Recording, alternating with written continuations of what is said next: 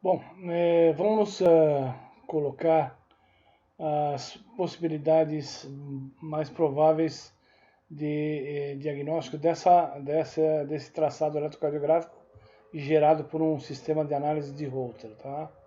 Então nós verificamos aqui essa gravação feita no sistema da Cardios, 3 derivações, canal 1 aqui apontado, canal 2 aqui apontado, canal 3 aqui apontado.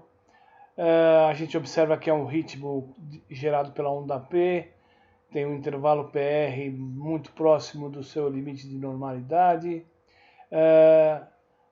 regular, e apresenta algumas características da observação automática.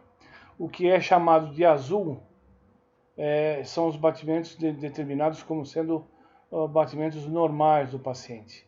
Verifiquem aqui a letra normal, quer dizer, como eles foram classificados, e os batimentos em vermelho foram classificados automaticamente como extrasístoles ventriculares.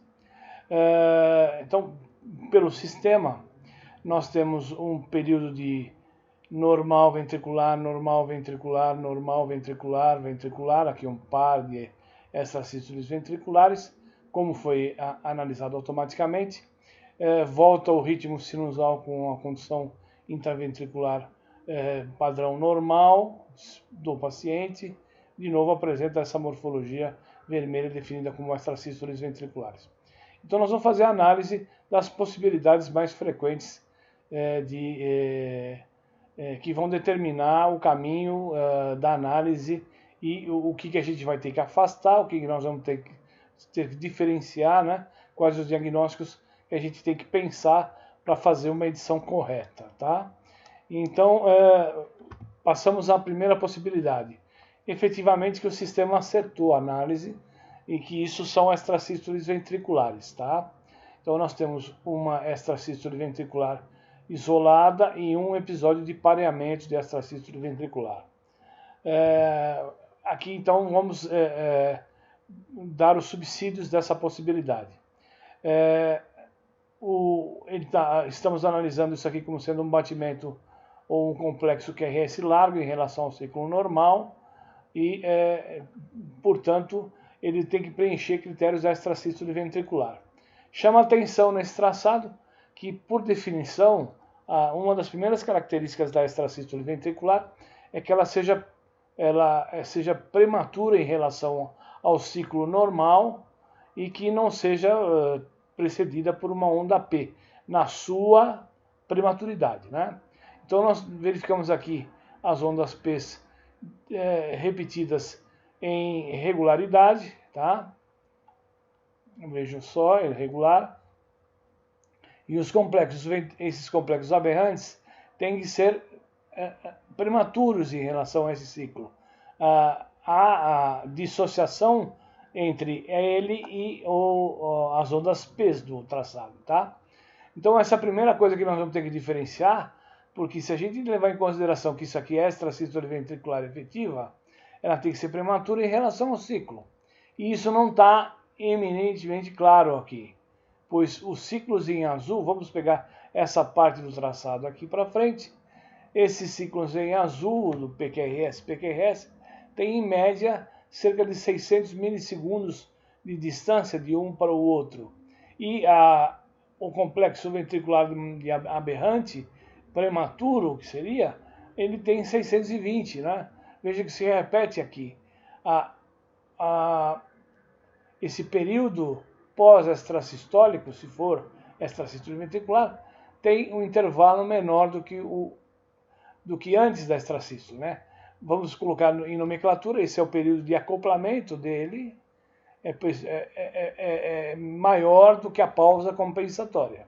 Então, isso aqui nós vamos ter que diferenciar, porque não é claro que isso seja extrasístole ventricular. Pode existir extrasístole ventricular dessa maneira? Sim, temos as extrasístoles ventriculares de fusão, que são complexos de origem ventricular que se somam ao complexo QRS basal, dando uma morfologia supostamente intermediária. No Holter, nós vamos verificar as morfologias de outras extrasístoles para verificar se isso aqui se encaixa numa possibilidade de ser um batimento intermediário entre morfologias do traçado. Então, a primeira possibilidade seria essa. A segunda possibilidade é que nós estamos na frente de ectopias com aberrância de condução de origem supraventricular. Então, nós teríamos a extrasístole isolada e uma acoplada a uma extrasístole ventricular. O que seria isso? Vejam novamente o traçado. Essas morfologias seriam de origem aberrante, geradas por extrasístoles atriais, que por definição tem que apresentar a onda P, aí sim ela sendo precoce em relação ao ciclo basal.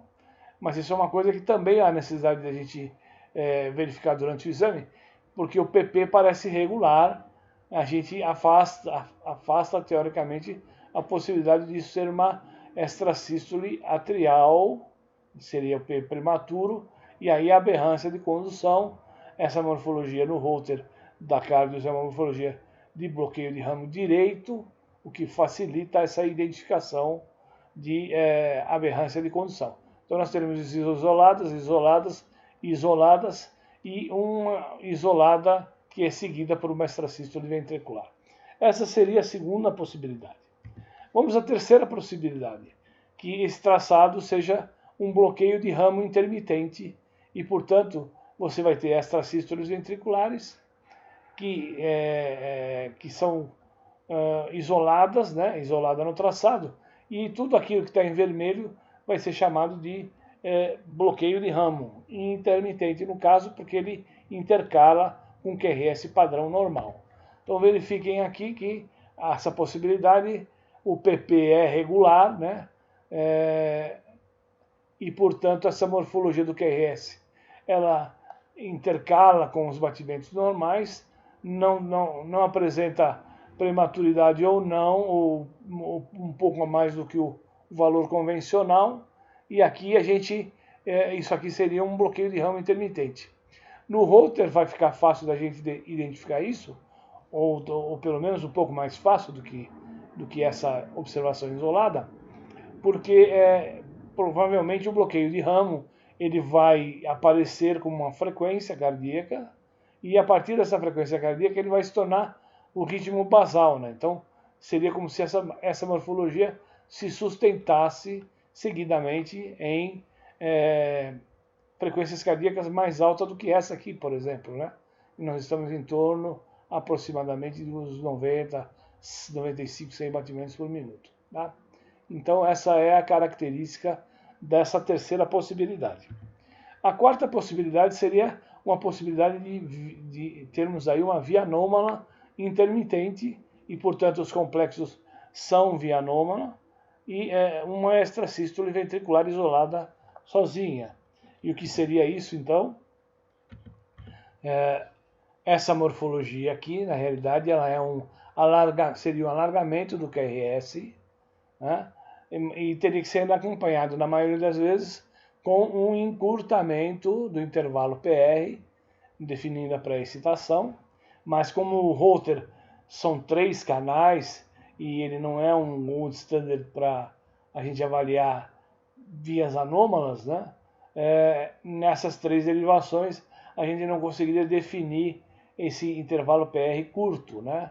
E o Holter vai ajudar nesse aspecto, ele vai mostrar em outros momentos do exame a possibilidade de você ter ou não um encurtamento ou definição melhor do que seria o QRS largo, da possibilidade de ter, por exemplo, um atraso inicial, que seria a chamada onda delta. Muito bem, então essas são as 4 possibilidades mais frequentes desse traçado, e a análise de Holter tem que ser feita no sentido de identificar aquela possibilidade que é mais frequente. Em relação ao segundo questionamento, nós vamos observar que essa é um diapositivo, né, um slide que mostra na parte de cima aqui o gráfico da variação da frequência cardíaca. Temos aqui as variações em torno de 150, 200, 250, 50 e 100. A incidência da morfologia vermelha, que foi chamada de ventricular, né? Verifiquem aqui a sua apresentação em relação ao comportamento da frequência cardíaca. E a ideia é que, se isso aqui, na definição do laudo, vai poder ser descrito como associado à frequência cardíaca.